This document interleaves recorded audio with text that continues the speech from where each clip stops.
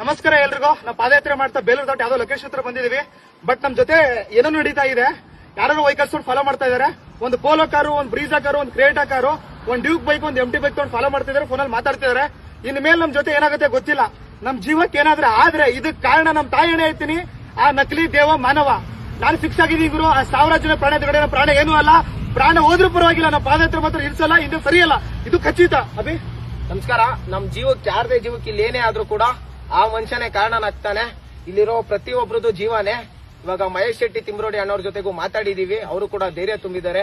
ನಿಮ್ ಜೊತೆಗೆ ನಾವ್ ಇರ್ತೀವಿ ಅಂತ ಹೇಳಿ ಧೈರ್ಯ ತುಂಬಿದ್ದಾರೆ. ಅವ್ರಿಗೂ ಕೂಡ ಧನ್ಯವಾದಗಳು. ಪಾದಯಾತ್ರೆ ಮಾತ್ರ ಯಾವುದೇ ಕಾರಣಕ್ಕೂ ನಾವು ನಿಲ್ಸೋದಿಲ್ಲ. ಇದು ಖಂಡಿತ. ಕರೆಕ್ಟ್ ಆಗಿ ಕಮೆಂಟ್ ನ ಓದ್ಕೊಳ್ಳಿ.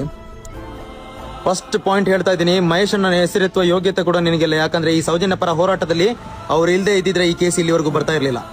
ನೆಕ್ಸ್ಟ್, ಒಬ್ಬ ಕಚರ ಕೆಲಸ ಮಾಡಿರ್ತಾನೆ, ಅದರ ಪ್ರೂಫ್ ನೋಡ್ಕೊಳ್ಳಿ.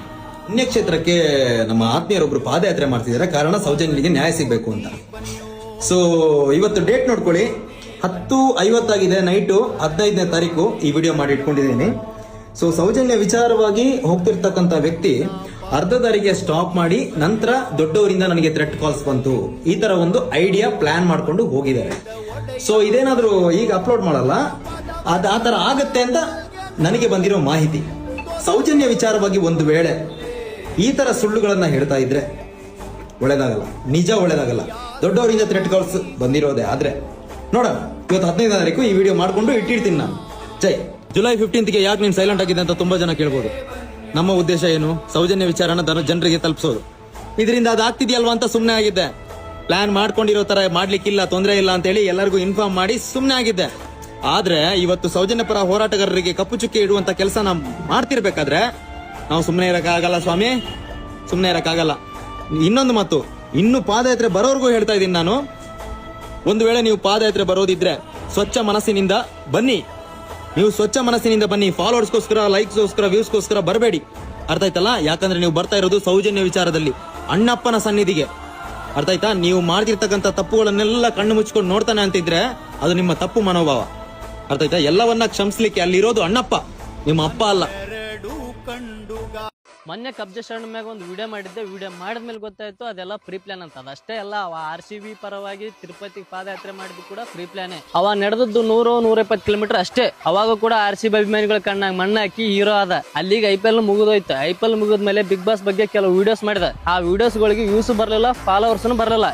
ಅವಾಗ ಇವನ್ ಕಣ್ಣು ಬಿದ್ದಿದ್ದೆ ಸೌಜನ್ಯ ಅಕ್ಕಿನ ಕೇಸಿನ ಮೇಲೆ. ಅವಾಗ ಪ್ಲಾನ್ ಮಾಡ್ಕೊಂಡು ಧರ್ಮಸ್ಥಳ ಪಾದಯಾತ್ರೆನ ಶುರು ಮಾಡಿದ್ಮೇಲೆ ಅರ್ಧ ದಾರಿಗೆ ಹೋದ್ಮೇಲೆ ನಕಲಿ ದೇವಮಾನವನ ಕಡೆಯಿಂದ ಪ್ರಾಣಾಪಾಯ ಆದ. ನಮಗ 4 ಗಾಡಿಗಳು ಹಿಂದೆ ಫಾಲೋ ಮಾಡ್ತಾ ಇದ್ದೇವೆ ಅಂತೇಳಿ ಸುಳ್ಳು ಹೇಳಿ ವಿಡಿಯೋ ಮಾಡಿದ. ಹಿಂಗ್ ಸುಳ್ಳು ಹೇಳಿ ವಿಡಿಯೋ ಮಾಡೋ ಬದಲು ನಮ್ ದೇವ್ರ ಹೆಸರು ಹೇಳಿ ಭಿಕ್ಷೆ ಬೇಡಿ ತಿನ್ನು ಒಂದು ಅರ್ಥ ಇರುತ್ತದೆ. ಅದು ಬಿಟ್ಟು ತಾಯಿ ಸೌಜನ್ಯ ಹೆಸರು, ಶ್ರೀ ಧರ್ಮಸ್ಥಳ ಸ್ವಾಮಿ ಮಂಜುನಾಥ ಹೆಸರು ಬಳಸ್ಕೊಂಡು ನಿನ್ನ ಬೇಳೆ ಬೇಯಿಸ್ಕೊಳಕ್ ಹೋಗಬೇಡ. ಇವತ್ತಿಗೂ ಅದೆಷ್ಟೋ ನಿಜವಾಗಿ ಹೋರಾಟ ಮಾಡೋ ಹೋರಾಟಗಾರರು ಇದ್ದಾರೆ. ಅಂತವ್ರಿಗೆ ನಿನ್ನಿಂದ ಕೆಟ್ಟ ಹೆಸರು. ನೀ ತಿಳ್ಕೊಂಡಿರ್ಬೋದು, ಜನಗಳಿಗೆ ಏನ್ ಹೇಳಿದ್ರು ನಿಜ ಅಂತ ನಂಬ್ತಾರಂತ. ಆದ್ರ ಜನಗಳಿಗೆ ಸತ್ಯ ಅನ್ನೋದು ಗೊತ್ತಾದ್ರ ನಿನ್ನ ಸಿಕ್ಕಲ್ಲಿ ಸವಾ ನೆಲಕ್ಕಾಕಿ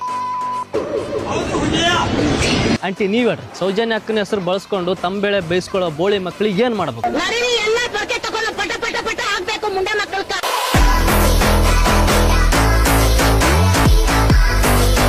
ನಿನ್ನೆ ಮಾಡಿದ್ದು ವಿಡಿಯೋಕ್ಕ ಕಬ್ಜೆ ಶರಣ ರಿಪ್ಲೈ ಕೊಟ್ಟನ. ಒಳ್ಳೆ ರೀತಿಲಿ ಕೊಟ್ರೆ ನಾನು ತಗೊಂತಿದ್ದೆ. ಅದ್ಬಿಟ್ಟು ಮಿಂಡ್ರಿ ಮಗ ನರ ಇಲ್ಲದ್ ನಾಮರ್ದ, ನೀ ಗಂಡ್ಸೆ ಆದ್ರೆ ಧರ್ಮಸ್ಥಳ ಪಾದಯಾತ್ರೆಗೆ ಬಾ ಅಂತ. ಅಯ್ಯೋ, ನಿನಗೆ ಏನು ಗೊತ್ತು? 12 ವರ್ಷಲಿದ್ದ ಸೌಜನ್ಯಕ್ಕೆ ನ್ಯಾಯ ಕೊಡಿಸ್ಬೇಕಂತ ಹೋರಾಟ ಮಾಡೋ ಹೋರಾಟಗಾರರು ಇನ್ನಿದ್ದಾರೆ. ಅವ್ರು ಯಾವತ್ತು ಜನರಿಗೆ ಹೇಳಿಲ್ಲ ಧರ್ಮಸ್ಥಳ ಪಾದಯಾತ್ರೆ ಮಾಡಮ್ರಿ, ಹೋರಾಟ ಮಾಡಮ್ ಬರ್ರಿ ಅಂತ. ಆದ್ರೆ ನೀನು ನಿನ್ನೆ ಮೊನ್ನೆ ಬಂದು ಸೌಜನ್ಯ ಅಕ್ಕನ ಹೆಸರು ಹೇಳ್ಕೊಂಡು ಫಾಲೋವರ್ಸ್ ಮಾಡ್ಕೋ ಬೋಳಿ ಮಗ ನೀನು. ನನ್ಗೆ ಹೇಳ್ತೆ, ನಿನ್ಗಿನ ಮುಂಚೆನೆ ನಾ ಸೌಜನ್ಯ ಅಕ್ಕನ ಪರವಾಗಿ ವಿಡಿಯೋ ಮಾಡಿ ಅಪ್ಲೋಡ್ ಮಾಡೀನಿ. ಹೋಗಿ ಒಂದ್ಸಲ ನೋಡು. ಅವ್ನ ಯಾವನ ನಿನ್ ಬಗಲ ಜೋಕರ್ ಅವನೇನ್ ಹೇಳ್ತಾನೆ. ಆದ್ರೆ ಸಪೋರ್ಟ್ ಮಾಡಿ ಇಲ್ಲ ತಿಕಾ ಮುಚ್ಕೊಂಡ್ ಮನೇಲಿರಿ. ಅಯ್ಯೋ, ನಿನ್ಗಾಗಿರ್ಬೋದು ನನ್ಗಾಗಿರ್ಬೋದು, ಇವತ್ತು ಸಪೋರ್ಟ್ ಮಾಡ್ತಿರೋ ಜನ ಯಾರಪ್ಪ ಅಂದ್ರೆ ಮನೇಲಿ ಕುಂತ್ಕೊಂಡಿರೋರೆ. ಇವತ್ತು ಹೋರಾಟ ಮಾಡಕ್ ಯಾವನು ಎದರಲ್ಲ. ಆದ್ರೆ ಟೈಮ್ ಬರ್ಬೇಕು. ರಾಜ್ಯ ಸರ್ಕಾರನೇ ಸೌಜನ್ಯ ಅಕ್ಕಿನ ಕೇಸಿಗೋಸ್ಕರ SIT ರಚನೆ ಆಗದ. ತೀರ್ಪು ಬರೋವರೆಗೂ ಕಾಯ್ಬೇಕು. ಅದ್ಬಿಟ್ಟು ಸುಮ್ನೆ ಹೋರಾಟ ಮಾಡ್ತಾನಂತಂದ್ರ ಪೊಲೀಸರು ಗೂಟ ಜಾಡ್ದ ಮೂಲೆ ಕುಂದ್ರಸ್ತಾರ.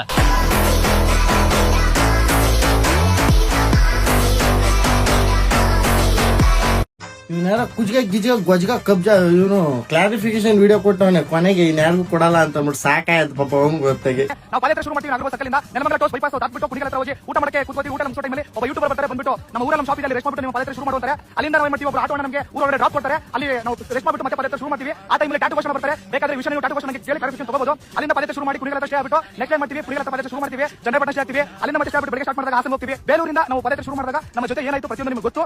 ಅಣ್ಣ ನೆಲಮಂಗ್ಲಿಂದ ಕುಣಿಗಲ್ಗೆ ಹೋದ, ಕುಣಿಗಲ್ ಯಾರೋ ಆಟೋದಿಂದ ಒಳಗಡೆ ಬಿಟ್ರು. ಅಲ್ಲಿಂದ ಮತ್ತೆ ಯಾರು ತಗ್ಲಕಣ ನೋಡ್ರಿ ಇಲ್ಲಿ ಟ್ಯಾಟೂ ಗೋಷ್ಟಣ ಬಂದ್ರು. ಸೊ ಅದಾದ್ಮೇಲೆ ಅಲ್ಲಿಂದ ಚನ್ನಪಟ್ಟಣಕ್ಕೆ ಹೋದ, ಅಲ್ಲಿಂದ ಹಾಸನಕ್ಕೆ ಹೋದ. ಅಷ್ಟೇ 3 ದಿನದ ಹೇಳ್ದ, 3-4 ದಿನದ್ದು. ಇನ್ ಮಿಕ್ಕಿ ದಿನದ ಬಿಟ್ಬಿಟ್ಟ. ಆಟೋದಲ್ಲಿ ಹೋದ್ರು ಅಂತ ಹೇಳ್ತಾರೆ. ಸೊ ನಾನ್ ಬಂದ್ಬಿಟ್ಟು ಆಟೋದಲ್ಲಿ ಹೋಗ್ತಾರೆ, ಅವ್ರು ಹೋಗ್ತಿರೋದು ಪಾದಯಾತ್ರೆ ಅಣ್ಣ. ಆಟೋದಲ್ಲಿ ಹೋಗ್ತಾ ಇರ್ತಾರೆ, ನಾನ್ ಬಂದ್ಬಿಟ್ಟು ರಿಟರ್ನ್ ಅಲ್ಲಿಂದ ಗಾಡಿ ತಿರುಗಿಸ್ಕೊತೀನಿ. ಆಟೋದಲ್ಲಿ ಹೋಗ್ತಿದಾರಲ್ವಾ, ಏನಿದು ಆಟೋದಲ್ಲಿ ಹೋಗ್ತಾ ಇದಾರೆ ಅಂತ ಅಂದ್ಬಿಟ್ಟು ರಿಟರ್ನ್ ಹೋಗ್ತೀನಿ. ಹೋಗ್ಬಿಟ್ಟು ಅವ್ರು ಆಟೋ ನಿಲ್ಲಿಸ್ತಾರೆ. ನಿಲ್ಸಾದ್ಮೇಲೆ ಆಮೇಲೆ ಹೇಳ್ತಾರೆ, ಇಲ್ಲಿ ಬಂದು ಆಟೋದಲ್ಲಿ ಏನೋ ಒಂದು ಯಾವ್ದೋ ಒಂದು ಆಫೀಸಿಗೆ ವಿಸಿಟ್ ಮಾಡಬೇಕಾಗಿತ್ತು, ಅವರು ಆಟೋನ ಕಳಿಸಿದ್ದಾರೆ. ತಲಕಂಡ ನೋಡ್ರಿ ಇಲ್ಲಿ ಇವ್ನು ಯಾವ್ದೋ ಆಫೀಸಿಗೆ ಆಟೋ ಕಳ್ಸಿದ್ರಂತೆ ಅವನು ಕರ್ಕೊಂಬರಕ್ಕೆ. ನೀನ್ ಪಾದಯಾತ್ರೆ ಹೋಗ್ತಿರೋನು ಆ ಕಡೆ ಈ ಕಡೆ ಎಲ್ಲೋಗ್ತಿದ್ಯಾ? ಪಾದಯಾತ್ರೆ ಗಮನ ಮಾಡೋಗ್ತಾನೆ ಆ ಕಡೆ ಈ ಕಡೆ ಎಲ್ಲೋಗ್ತಾ ಇದೀಯ? ಕ್ಲಾರಿಫಿಕೇಶನ್ ಇದ್ರಲ್ಲಿ ವಿಡಿಯೋದಲ್ಲಿ ಹೇಳ್ದಾನೆ ಊರೊಳಕ್ಕೆ ಡ್ರಾಪ್ ಕೊಟ್ರು ಅಂದಾನೆ. ಇನ್ನೇನ ಕಿತ್ ಗುಡಿ ಹಾಕಿದ್ಯಾ ಅನ್ಬಿಟ್ಟು ಅವ್ನು ಯಾರೋ ನಿನ್ನ ಇಂಟರ್ವ್ಯೂ ಬೇರೆ ಮಾಡೋದು. ಅಲ್ಲೇ ಹೇಳಿದ್ಯಾ ಪೇಮೆಂಟ್ ಗಿರಾಕಿಗಳು ಎಲ್ಲ ಫ್ರೀ ಆಗಿ ಮಾಡ್ತಿದ್ವಿ ಕಳ್ಳ. ನೀನ್ ಟ್ರೋಲ್ ₹1 ಬಂದಿಲ್ಲ ಕಳ್ಳ, ಯಾರೆಲ್ಲ ಇಸ್ಕೊಂತೀವಿ. ತುಂಬಾ ದೂರ ಹೋಗಿದ್ದೀನಿ, ಪೂರ್ತಿ ಮುಗಿಸಿನೇ ತಿರುಗಿ ಬರಕ್ ಸಾಧ್ಯ. ಚಲ್ ಬೋಸುಡಿಕೆ ಏನೋ ಗಂಡು, ನನ್ನ ಕ್ಲಿಪ್ಪಿಗೆ ಸರಿಯಾದ ಡೈಲಾಗ್ನೇ ಹಾಕಿದ್ಯಾ. ಅಟ್ಲೀಸ್ಟ್ ನೋಡಕ್ಕಾದ್ರೂ ಅನ್ಬ್ಲಾಕ್ ಮಾಡೋ ಸೆಡೆ ನನ್ನ ಮಗನೇ. ಈ ಚಾಪ್ಟರ್ ಅಲ್ಲಿ ನೆನ್ನೆನೆ ಲಾಸ್ಟ್ ವಿಡಿಯೋ ಮಾಡಿ ಮುಗ್ಸಾಕ್ಬೇಕು ಅನ್ಕೊಂಡಿದ್ದೆ, ಆದ್ರೆ ಮುಗ್ದೋಗಿರೋ ಚಾಪ್ಟರ್ ನ ಮತ್ತೆ ಓಪನ್ ಮಾಡಿ ಸೀಮೆ ಎಣ್ಣೆ ಬೆಂಕಿ ಹಚ್ಚಿ ಕೇಣಾಕ್ಬಿಟ್ಟೆಕಲ್ಲ. ಚಾರ್ಮಾಡಿ ಘಾಟ ಎಲ್ಲೋ ಬೋರ್ಡ್ ಶಿಫ್ಟ್ ಅಲ್ಲಿ ಟ್ರಾವೆಲ್ ಮಾಡಿದ್ರಿಂದ ಹಿಡಿದು ಬೆಂಗಳೂರಿಂದ ಒಬ್ಬ ಮಹಾನ್ ತಾಯಿ ಕಾರಲ್ಲಿ ಟ್ರಾವೆಲ್ ಮಾಡಿಸಿ 10 ಕಿಲೋಮೀಟರ್ ಪಾದಯಾತ್ರೆ ಮಾಡ್ಸೋಣ ಅಂತ ನಿಮ್ಮ ಹತ್ರ ಲೊಕೇಶನ್ ಕೇಳಿದ್ರೆ ಲೊಕೇಶನ್ ಮಾಡಿ ಕಾಂಟ್ಯಾಕ್ಟ್ ಮಾಡಿ ಕೊನೆಗೆ ಹಾಸನ್ ರೀಚ್ ಆದ್ಮೇಲೆ ಬ್ಲಾಕ್ ಮಾಡಿದ್ರಲ್ರೋ ಸೆಡೆ ನನ್ನ ಮಕ್ಕಳ್ರ. ಇನ್ನೇನು ಅವ್ರನ್ನೆಲ್ಲ ಕರೆಸ್ಕೊಂಡು ಹಂಗೆ ಹೋಗೋದಾದ್ರೆ ಇನ್ನೇನು ತೆರಿಯಕ್ಕೆ ಕರೀತೀರಾ ನೀವೆಲ್ಲ, ಬನ್ನಿ ಬನ್ನಿ ಅಂತ. ಇನ್ನು ಮೇಲಿಡ್ತೀನಿ ಕಣ ನಿನಗ್ ಬಗ್ನಿ ಗೂಟ.